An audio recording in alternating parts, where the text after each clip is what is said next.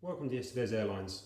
In this video I plan to take a look at my British Airways fleet, also encompassing the predecessor airlines, British European and the British Overseas Airways Corporation, and they both reside over here in the last of the smaller cabinets, taking up an entire shelf for themselves. As always, the collection is organised chronologically from eldest to youngest, and so we start in the 1950s. We've got at the front British European wearing the peony scheme, and behind them early British Overseas Airways Corporation fleet members wearing the white tail and the slightly later blue tail. So looking at the BEA aircraft, we've obviously got a DC-3 and a Vanguard,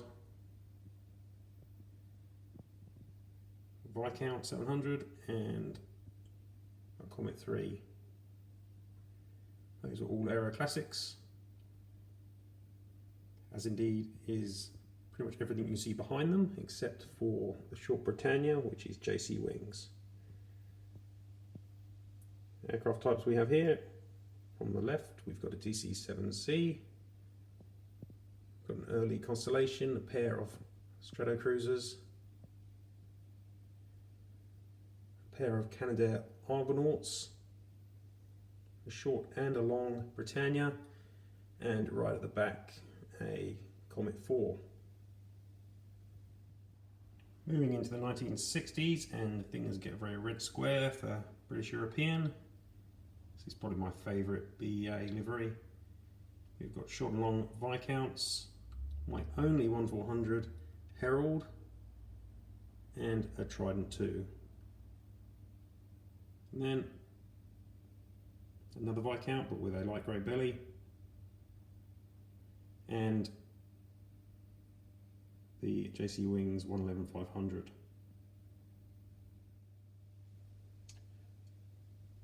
The last red square aircraft in my fleet is another Vanguard with a small red square.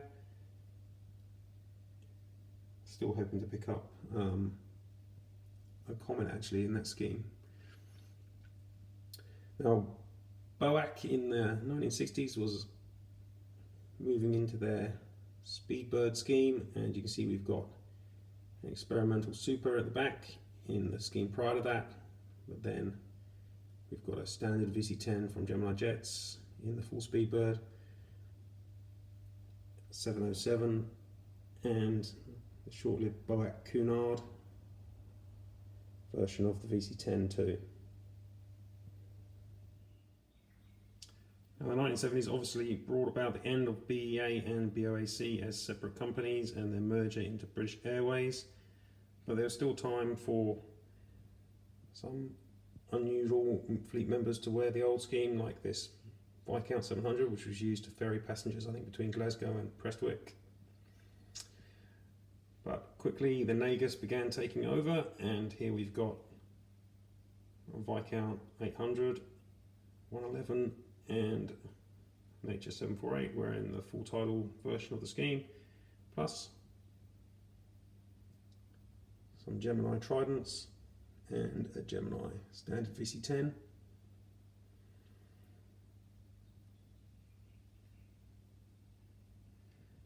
And the earliest 737-200s also got to wear the full titles, but pretty soon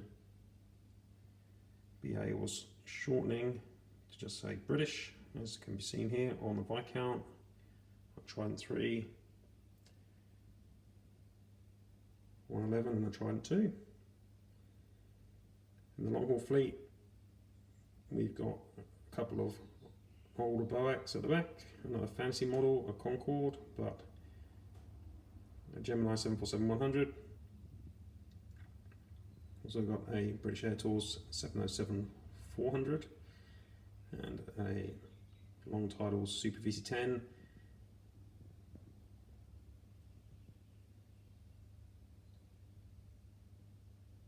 A very nice Aero Classics, I think it's Aero Classics, not Big Bird, 747. We've got a blue box TriStar 500.